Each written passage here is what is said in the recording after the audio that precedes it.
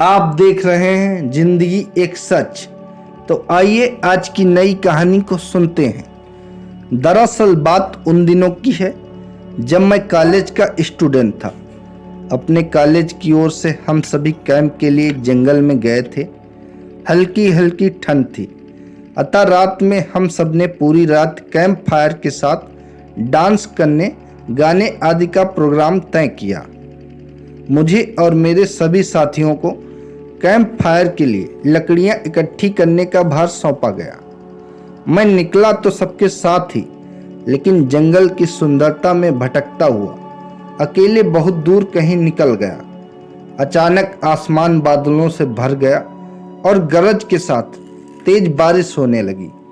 बादलों के लगातार गरजने से मैं पेड़ के नीचे खड़ा रहना मुनासिब ना समझ आसपास किसी घर की तलाश में एक दिशा में भागने लगा।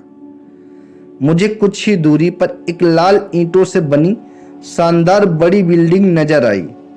बिल्डिंग रोशनी से पूरी भरी हुई थी और उसमें ढेर सारे लोग हैं, ऐसा मुझे दूर से लग रहा था।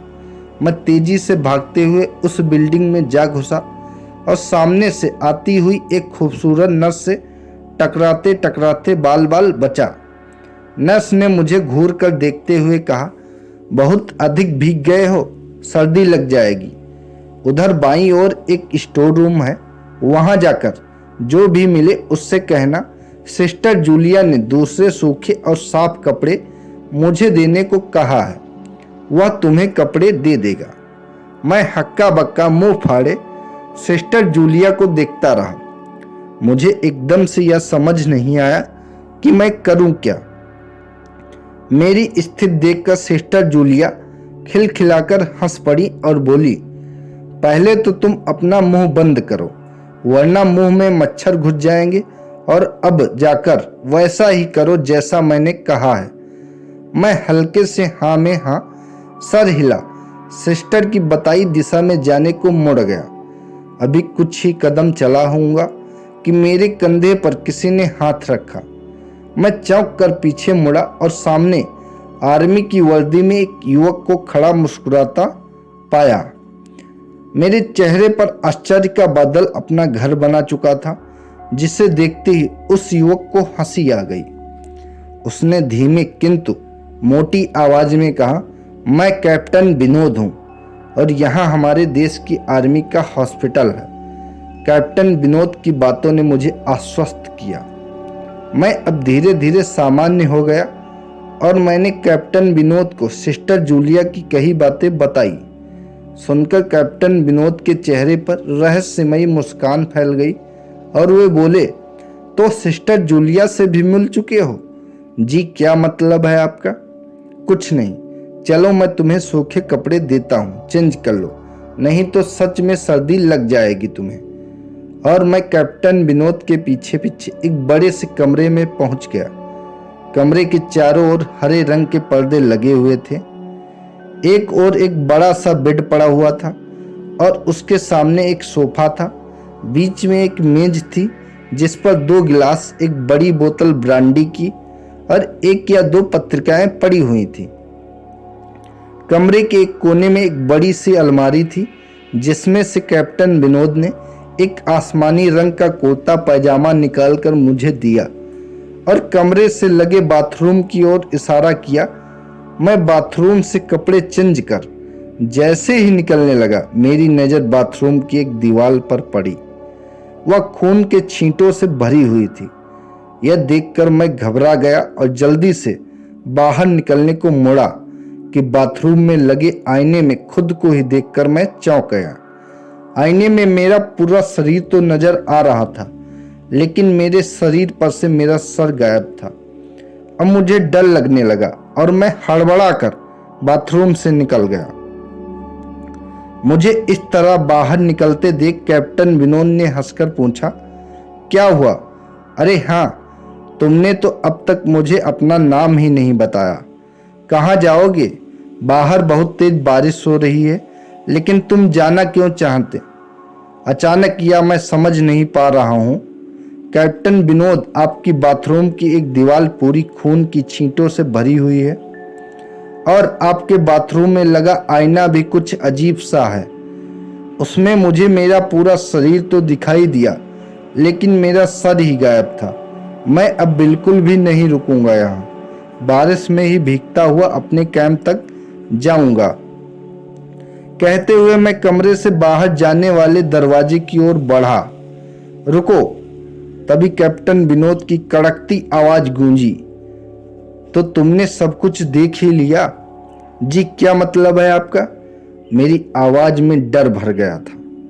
मतलब चाहे जो हो, तुम तब तक यहां से नहीं जा सकते जब तक मैं तुम्हें कुछ बता ना दूं। वाकया बताना चाहते हैं आप, जो आज तक कोई न जान सका? जो आज तक कोई न जान सका वह मैं जानकर क्या करूंगा? प्लीज अब मुझे जाने दो। मैं डर से रुआसा हो गया। नहीं, बिल्कुल भी नहीं, और तुम्हें मुझसे डरने की भी कोई जरूरत नहीं है। सैनिक सबकी रक्षा के लिए होते हैं। मैं भी तुम्हारी सुरक्षा ही कर रहा हूं। कैप्टन विनोद के स्वर में कोमलता थी। और मेरे साथ इस सोफे पर बैठ जाओ, मैं तुम्हें एक कहानी सुनाता हूं। कहानी खत्म होते ही मैं तुम्हें तुम्हारे कैंप तक जीप से छोड़ आऊंगा। वैसे भी तुम अपने साथियों से काफी आगे निकल आए हो। वहां तक तुम अब चलते हुए शायद पहुंच ना पाओ। कैप्टन विनोद के स्वर में जाने की कैसी आश्वस्ति थी। मैं जाकर उनके बगल में बैठ गया। कैप्टन विनोद ने कहना शुरू किया, दुश्मनों ने धोखे से हमारे अस्पताल को अपना निशाना बनाया। दुश्मन देश के 2 सैनिक हमारे सैनिक के बेस में एक हमारे ही घायल सैनिक को लेकर आए। वह घायल था और हमारे देश की सेना ने उसे बहुत ढूंढा, लेकिन नहीं मिला था। शायद साजिश के तहत उसे घायल होते ही घुसपैठियों ने उसे कहीं छुपा दिया था। अचानक अपने खोए सैनिक को अपने हॉस्पिटल में पा सभी खुश हो गए और बिना अधिक पड़ताल किए हॉस्पिटल के गेट रूम में घायल को लेकर आने वाले वेशधारियों को ठहरने की इजाजत दे दी गई। वही 6-7 वेशधारी होंगे जो उस सैनिक को लाए थे। अभी उस सैनिक का इलाज चल ही रहा था कि जोरों का ब्लास्ट हुआ और पूरा हॉस्पिटल एक पल में खंडहर में तब्दील हो गया। लेकिन हॉस्पिटल तो अपनी शानदार स्थिति में खड़ा है।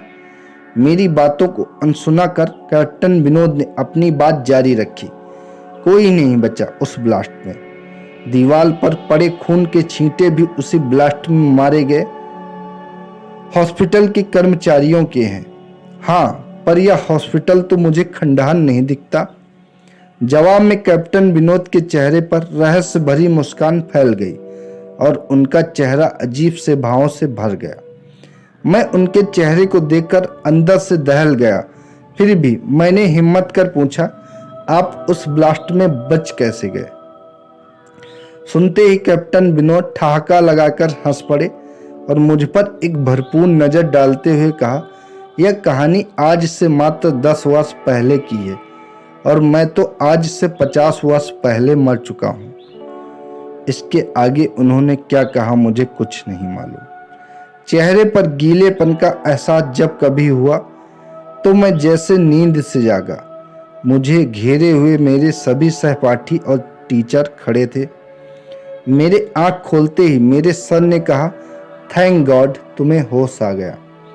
तो क्या मैं बेहोश था? हाँ, तुम जंगल में जाने कहाँ भटक गए थे। जब सभी लौट आए और तुम नहीं आए तो हम सभी मिलकर तुम्हें ढूंढने निकले। काफी दूर जाने के बाद हमने एक जीप आती दिखाई दी जिसमें एक आर्मी मैन तुम्हें पीछे की सीट पर सुलाए हुए हमारे कैंप को ढूंढते हुए आ रहे थे। उन्होंने हम सबको भी अपनी जीप पर बिठाया और कैंप तक छोड़ा। उन्होंने काफी रोकने की कोशिश की, लेकिन वे यह कहते हुए चले गए कि अभी नहीं रुक सकता, एक जरूरी काम है। जब हमने तुम्हारे बेहोश जाने और उन तक तुम्हारे पहुंचने के बारे में पूछा तो बोले, सोमेश ही बताएगा और जो भी बताएगा वह सब अच्छा होगा।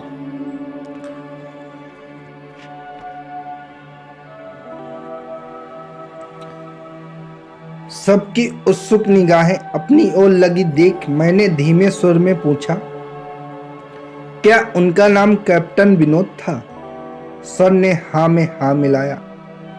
मैंने सबको उधर चलने को कहा जिधर से सबने जीप आती देखी थी। पहले तो सर तैयार नहीं हुए, लेकिन मेरे बहुत कहने पर वो राजी हो गए। सुबह होते ही हम उधर की ओर गए। मैं उस जगह पर पहुंचकर गहरे आश्चर्य में डूब गया। वहां एक अधजला खंडहर था जिसके एक टूटे पत्थर पर लिखा था आर्मी हॉस्पिटल। तो दोस्तों, ये थी आज की कहानी। कहानी अगर अच्छी लगी हो तो हमारे चैनल को सब्सक्राइब करें।